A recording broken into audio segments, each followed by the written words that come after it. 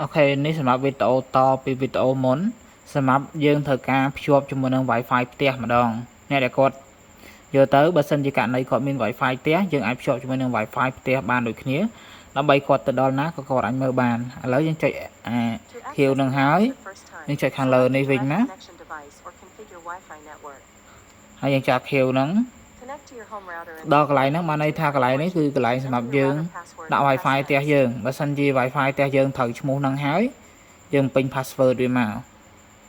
តែបើសិនជាវាអត់ត្រូវឈ្មោះបងប្អូនអាចមើលនេះសញ្ញាព្រួយហ្នឹងយើងចុចអាហ្នឹងមកយើង select រើសមកមាន Wi-Fi ឈ្មោះអីខ្លះយើងចុចពីលើវាមកតែខ្ញុំត្រូវហើយឈ្មោះ Wi-Fi ហ្នឹងហើយក៏បំពេញ password ចូលមកបំពេញ password Wi-Fi ផ្ទះយើង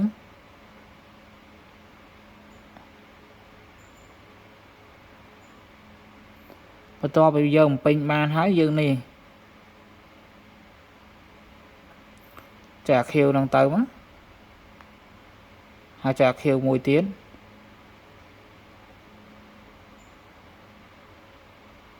បន្ទាប់មកដល់កន្លែងហ្នឹងយើងដាក់នេះមកដាក់ជាមួយនឹង Wi-Fi កាមេរ៉ាមួយទៀតមកដើម្បីឲ្យវាស្គាល់មក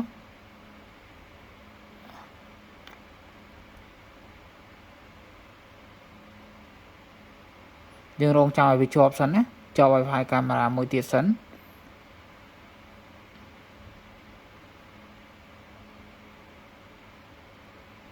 អូខេបន្ទាប់ពីជាប់ហើយយើងថយមួយមកហើយឲ្យវា search មក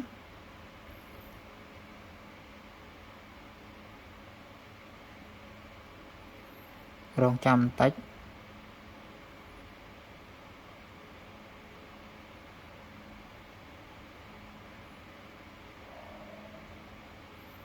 អូខេបន្ទាប់ពីវាគ្រីសហើយបានន័យថាវារួចហើយ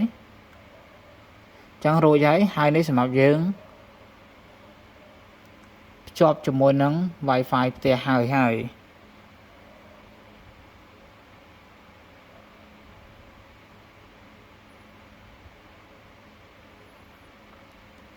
វាប្រើវាដូចតែគ្នាទេ